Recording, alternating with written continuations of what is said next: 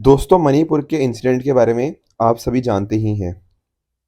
अभी रिसेंटली क्या हुआ कि एक पर्टिकुलर जगह के ऊपर आर्मी का एक बैरिकेड था। तो लोग कह रहे थे कि नहीं, इसको यहाँ से हटाना चाहिए, आर्मी का बैरिकेड की यहाँ पे ज़रूरत नहीं है। ऐसे केस में क्या होता है, आर्मी और लोगों के बीच में एक तरह का झड़प देखने को मिलती है, जिसमें लगभग 40 लोग इंजर हो जाते हैं। तो अभी भी सिचुएशन थोड़ी उतनी कंट्रोल में नहीं है मणिपुर के अंदर, जिस तरह की होनी चाहिए। तो अभी भी पूरी तरह से उसको 100% रिकवरी के लिए बहुत अभी टाइम लगने वाला है।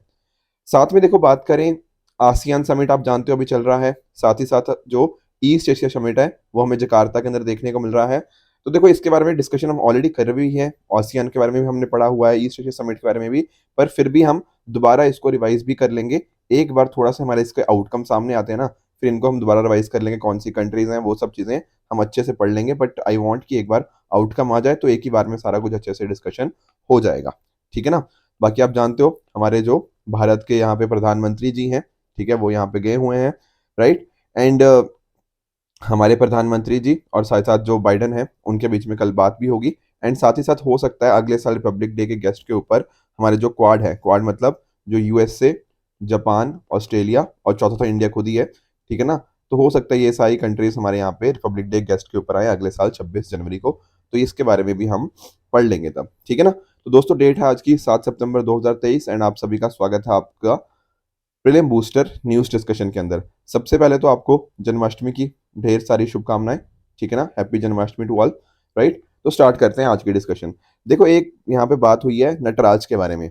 यहाँ पर आप नोटिस करो, ठीक है, जो हमारा G20 समिट है, जो वेन्यू है बेसिकली भारत मंडपम, वहां पर आपको ये नटराज स्टैचू देखने को मिलेगा। और इसकी ना सिग्निफिकेंस एक्चुअल में काफी ज्यादा है। एक्चुअल में अगर आप नोटिस करोगे ना, तो आप सभी हिस्ट्री के अंदर अपनी चोला डायनेस्टी को पढ़ते हो। चोला डायनेस्टी के अंदर आप जानते होंगे कि डिफरेंट डिफरेंट आप बहुत बड़े बड़े मंदिर हम पढ़ते हैं, ठीक है ना। राजेंद्र चोला जी, राजा राजा चोला जी के बारे में हम पढ़ते हैं, राइट। उसी तरह से एक इम्पॉर्टेंट स्कल्पचर जो उस टाइम का हमें देखने को मिलता है, दैट इज नटराज। अब इसको थोड़ा हम अगर डिटेल में समझने की कोशिश करेंगे ना, यहाँ पर ये देखो, ये इमेज से सारी चीजें समझ आ जाएंगी। यहाँ पर जब हम बात करते हैं शिवा जी की, ठीक है ना, लॉर्ड शिवा की जब हम बात करते हैं, तो उन्हीं के डांस को नटराज बोला जाता है, ठीक है। नटराज का दरअसल मतलब और कुछ नहीं, राजा मतलब होता है लॉर्ड एक तरह से, ठीक है, और नट नट का मतलब होता है डांस। तो लॉर्ड ऑफ द डांस को ही नटराज बोलते हैं, ठीक है ना। तो हिंदू जो गॉड शिवा है, उसी को, उन्हीं को ही यहाँ पे रिप्रेजेंट किया जाता है। और जो साउथ इंडिया के शवाइट्स है ना, उनके बीच में ये बहुत पॉपुलर है। चलो ठीक है। सिर्फ यहाँ पर बट ये रिप्रेजेंट क्या कर रहे हैं, देखो यहाँ पर ना इनका जो अपर राइट हैंड है, ये ध्यान से देखना, जहां पर मैं फोकस कर रहा हूँ रेड के साथ, ये इनके हाथ में ना यहाँ पे एक डमरू है। डमरू आप सभी समझते होंगे। डमरू जब बजता है तो क्या आती है, एक आवाज आती है। जो आवाज होती है ना, ये किसको रिप्रेजेंट करती है, क्रिएशन को। कोई कोई नई चीज क्रिएट हुई है तो डमरू क्या रिप्रेजेंट करता है, साउंड ऑफ क्रिएशन को, ठीक है ना। उसी तरह से यहाँ पर अगर इनके लेफ्ट हैंड की बात करूं, अपर लेफ्ट हैंड की बात करूं, तो अपर लेफ्ट हैंड में इनको ना आपको आग देखने को मिलेगी, एटर्नल फायर। ये रिप्रेजेंट करता है किसको, डिस्ट्रक्शन को। समझे इस बात को। यहां पर क्या है, राइट हैंड के साथ क्रिएशन है, लेफ्ट हैंड के साथ क्या है, डिस्ट्रक्शन है। अपर लेफ्ट हैंड और अपर राइट हैंड की यहां पे बात कर रहा हूं। उसी तरह से यहां पर अगर आप नोटिस करो, ये है इनका lower right hand. Lower right hand इनका आता है किसके अंदर, अभय मुद्रा के अंदर। अभय मतलब, अभय मतलब बिल्कुल भी डरना नहीं है। वो जो अपने डिवोटीज है ना, जो अपने भक्त है, उनको बोल रहे हैं कि आपको बिल्कुल भी डरना नहीं है, मैं हूं ना, तो आपको चिंता करने की कोई जरूरत नहीं है, शिव भगवान है तो सब सही होगा। उसी तरह से यहाँ पे बात हुई है इनका जो लोअर लेफ्ट हैंड की, अगर मैं बात करूं, लोअर लेफ्ट हैंड थोड़ा मतलब इस तरह से इनका ये पॉइंट करता है इस वाले फुट की तरफ, और यहाँ पे इसका मीनिंग है यहाँ पे सेल्वेशन, मुक्ति की बात कर रहा है कि क्या आपका पाथ होना चाहिए, वो वाला यहाँ पे बात हो रही है सेल्वेशन के पाथ की, ठीक है। तो ये कुछ चीजें आपको पता होनी चाहिए। साथ में ही ये नोटिस करना, ये खड़े किसके ऊपर है, यहाँ पे आपको एक छोटा ड्वार्फ देखने को मिलेगा। इसका मतलब क्या है ना, कि ये है इंसान की जो ईगो, जो ईगो मतलब आपका अहंकार होता है, ठीक है ना, उसको यहाँ पे दिखाया गया है। तो ये सारी कुछ चीजें आपको पता होनी चाहिए। बाकी यहाँ पे आप नोटिस करो, ये रिवर गंगा को यहाँ पे पीछे शो किया जा रहा है, ठीक है ना, यहाँ पे, ठीक है ना। ये सारी चीजें आप जानते हो, ये रिवर गंगा को यहाँ पे प्रॉपरली शो किया जा रहा है, और पीछे वाली चीजें भी उसी चीज को यहाँ पे डिपिक्ट करती हैं। तो ये कुछ चीजें हैं जो आपको नटराज के बारे में पता होनी चाहिए, ठीक है ना। हमने देख लिया लॉर्ड शिवा के बारे में, लॉर्ड ऑफ डांस, उनकी कॉस्मिक पावर, ठीक है ना, क्रिएशन और डिस्ट्रक्शन, आप समझ आया। लोग पढ़ते तो रहते हैं कहाँ पर डिस्प्ले हो रहा है, वो यहाँ पर डिस्प्ले हो रहा है। आई होप आप समझ गए होंगे। चोला एम्पायर के बारे में आप थोड़ा पढ़ लीजिएगा। साथ में ये जो स्टेचू बनाया गया है, कैसे बनाते हैं इसको, लॉस्ट वैक्स टेक्निक के थ्रू, ठीक है ना। ये सारी चीज़ें आपने हिस्ट्री के अंदर पढ़ रखी हैं कि लॉस्ट वेक्स के थ्रू कैसे आप बाद में मेटल डालते हो उसके अंदर, तो ब्रोंज के हमें देखने को मिल जाते हैं। हड़प्पन सिविलाइजेशन पढ़ते हो, उसके अंदर भी लॉस्ट वेक्स टेक्निक का ज़िक्र होता है। ठीक है? तो आई होप ये चीज़ आपको अच्छे से समझ आ गई होगी। अगले टॉपिक की तरफ चलते हैं, that is global push to make ecocide a crime. अब इसको समझते हैं कि यहाँ पर आखिर बात क्या चल रही है। देखो पहले मुझे एक बात बताओ, आपने साइड वर्ड सुना है कभी? CIDE? अरे कहीं तो सुना होगा। सुसाइड सुना है? सुसाइड का मतलब होता है अपने आप को मार लेना, ठीक है ना? उस तरह से होमोसाइड होता है, इसमें भी आप मारने की बात करते हो। चलो और छोड़ो, आपने पेस्टिसाइड तो सुना है? पेस्टिसाइड का मतलब क्या होता है? आप पेस्ट को मार रहे हो। इंसेक्टिसाइड क्या होता है? आप इंसेक्ट को मार रहे हो। वीडीसाइड क्या होता है? वीड्स को मार रहे हो, है कि नहीं? तो जो साइड वर्ड होता है ना, यहाँ पर बात होती है किसी को मारने की। ठीक है? तो सर ये जो इकोसाइड की बात हो रही है, इसको अब बड़े आराम से आप समझ जाओगे। साइड का मतलब है मारना, इको मतलब आप कहीं न कहीं वहाँ की इकोलॉजी को मार रहे हो, ठीक है ना? आप वहाँ के एनवायरनमेंट को मार रहे हो, इसको बोलते हैं इकोसाइड। अच्छा चलो ठीक है सर, पर अभी आप हमें क्यों बता रहे हो ये इकोसाइड क्या होता है? देखो एक्चुअल में क्या है ना, कि मैं पहले आपको ना थोड़ी लोकेशन समझाता हूँ। यहाँ पर हम बात करेंगे किसकी? मेक्सिको की। तो जो मेक्सिको के ना यहाँ के जो प्रेज़िडेंट हैं, वो पता क्या चाहते हैं? वो ये वाला एरिया, ये देखो युकाटन पेनिनसुला है इसको, ठीक है ना? इस एरिया के अंदर वो एक ट्रेन लेकर आना चाहते हैं, ठीक है? सर अगर रेलवेज़ यहाँ पे होगी, तो रेलवेज़ की पटरियाँ बिछेंगी, बिल्कुल सही बात है। अब रेलवेज़ की पटरियाँ बिछेंगी तो कहीं न कहीं यहाँ पर जो भी इकोलॉजी है, वो भी तो काटेंगे, पेड़ भी तो कटेंगे यहाँ पे बहुत सारे। बात तो सही है आपकी। तो एक्चुअल में क्या है ना, यहाँ पे टूरिस्ट बहुत सारे आते हैं, और हम क्या कर रहे हैं, हम रेलवेज़ बिछा के कहीं न कहीं चाहते हैं कि जो सारे टूरिस्ट आ रहे हैं, वो यहाँ पर आएँ, इस जगह को देखें, एंड साथ ही साथ यहाँ पे जो गरीबी वगैरह है, वो खत्म हो। देखो ये बात भी सही है, मतलब टूरिस्ट आएँगे तो कहीं न कहीं इस एरिया की गरीबी खत्म होगी। पर एक्चुअल में ना गरीबी खत्म करने के अंदर या फिर कहीं न कहीं टूरिज़्म को प्रमोट करने के अंदर, यहाँ पर ये क्या कर रहे हैं, एनवायरनमेंट को नुकसान पहुँचाया जा रहा है। एक्चुअल में अगर आपको समझाऊँ ना, ये युकाटन पेनिनसुला के अंदर आपको ना, यहाँ पर ये मायन रीजन आपको देखने को मिल जाएगा, जो माया रीजन है, ठीक है ना? ये माया रीजन सर क्या है? यहाँ पर ना आपको जो मेक्सिको के बहुत पुराने, ठीक है ना, जो ट्राइबल ग्रुप्स हैं, ठीक है ना, जो कई सालों से यहाँ पे रह रहे हैं, कई मतलब सालों क्या, कई सदियों से यहाँ पे रह रहे हैं, वो अभी भी उस तरह से रह रहे हैं जैसे उनका पुराना ट्रेडिशन था। तो मायन ट्राइब्स या मायन सिविलाइजेशन के लोग यहाँ पे रहते हैं, तो अकॉर्डिंगली उनको यहाँ पे डिस्टर्ब किया जा रहा है, ठीक है ना? एंड साथ ही साथ यहाँ पे जो एनवायरनमेंट है उसको यहाँ पे इम्पैक्ट किया जा रहा है। तो मायन रीजन के बारे में, युकाटन एरिया के बारे में, यहाँ पे पेनिनसुला के बारे में आई होप आप सभी को समझ आ गया होगा। मुद्दा क्या था वो भी हम समझ गए। तो यहाँ पर क्या हुआ ना, ट्रिब्यूनल ने ऐसा बोला है कि ये जो चीज़ कर रहे हैं, आप मेक्सिको अंदर जो मायन ट्रेन प्रोजेक्ट लेकर आ रहे हो, इससे एक इकोसाइड होगा, ये सारी बातें यहाँ पे बताई गई हैं। तो वही बात है, किसी का घर मारना, किसी के एनवायरनमेंट को किल करना, उसी को हम यहाँ पर इकोसाइड बोलते हैं। इकोसाइड क्या होता है? आपका अनलॉफुल या वांटन एक्ट। वांटन का मतलब क्या होता है? किसी चीज़ को आप डिस्ट्रॉय कर देते हो, पर उससे कोई अच्छा रिजल्ट नहीं आता। कोई अच्छे कारण की वजह से आप किसी को नहीं मारते, आप बुरे कारण की वजह से किसी को मारना इज़ अ वांटन एक्ट। जहाँ पर आपको नॉलेज होती है कि कहीं न कहीं इसका जो इम्पैक्ट होगा एनवायरनमेंट के ऊपर, वो बहुत ज़्यादा होगा, इसी को क्या बोलते हैं? इकोसाइड बोला जाता है। अब अगर दुनिया की बात करें ना, तो आप नोटिस करोगे कि इकोसाइड को ना लगभग 11 कंट्रीज़ के अंदर हम ऑलरेडी इकोसाइड को एक क्राइम मान चुके हैं। 27 और कंट्रीज़ हैं जो इसके रिगार्डिंग लॉज़ लाने वाली हैं। यूरोपियन पार्लियामेंट ने भी ये बात बोल रखी है कि हम भी इकोसाइड लेके आएँगे, ठीक है ना? तो मेक्सिको ने भी एक इस तरह का लॉ प्रपोज़ किया है, ठीक है ना? तो ये चीज़ें आपको पता होनी चाहिए, ठीक है? तो दुनिया भर में अगर आप नोटिस करोगे ना, तो जो छोटी और मिडल इनकम कंट्रीज़ हैं, वहाँ पर उनको देखने को मिल रहा है कि वेदर का नेगेटिव इम्पैक्ट उनके ऊपर ज़्यादा आ रहा है। तो कहीं न कहीं उस चीज़ को टैकल करने की कोशिश भी है।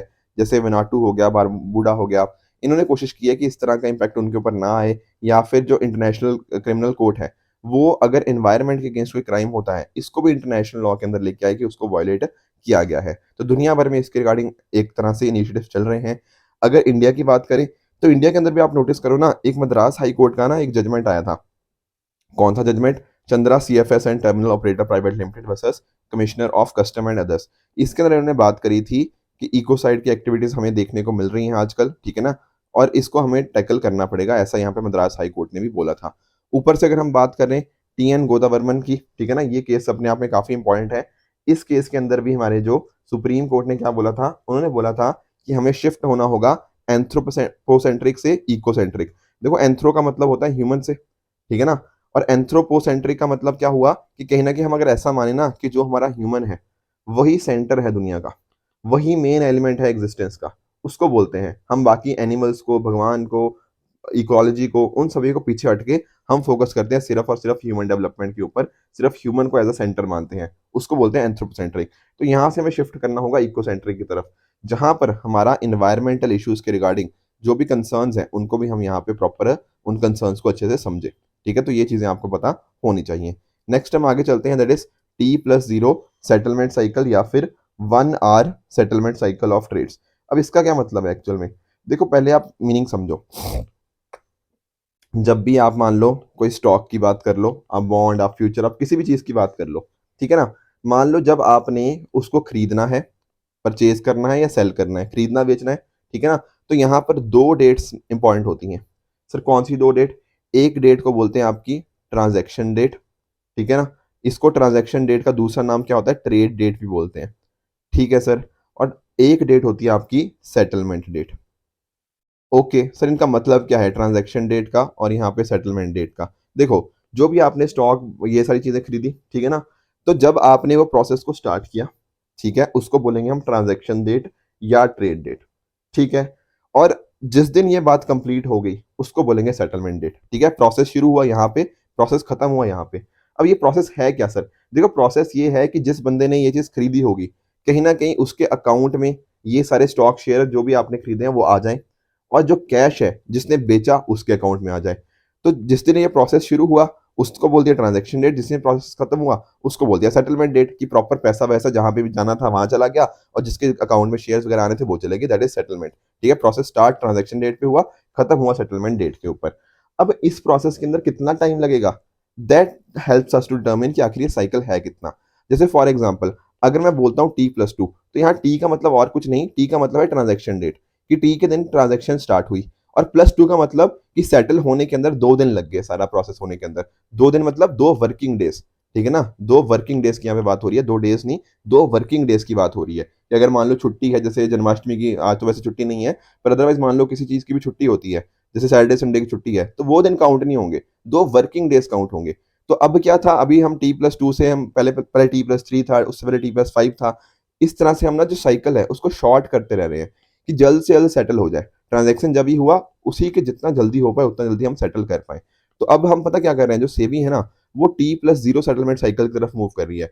बेसिकली इसको 1 आवर सेटलमेंट भी कहा जा रहा है, कि आपने मान लो कोई चीज करी, ठीक है ना, आपने मान लो शेयर्स सेल किए, तो आपको जो पैसा होगा ना आपके अकाउंट के अंदर उसी दिन मिल जाए, उसी टाइम मिल जाए, मतलब विद इन 1 घंटे के अंदर अंदर मिल जाए, और जो जिसने खरीदा है उसको जो शेयर्स है उसके डीमैट अकाउंट के अंदर उसी टाइम आ जाए। इसको बोलते हैं T+0। T+1 का मतलब क्या है? 1 का मतलब 24 घंटे की बात हो रही है, कि with in the day, with in that working day उसको यहाँ पे मिल जाए। T+2 का मतलब 2 दिन के अंदर, ठीक है ना? तो इस तरह से आपको, आई होप आप समझ गए होंगे कि T+0 सेटलमेंट साइकिल आखिर होता क्या है।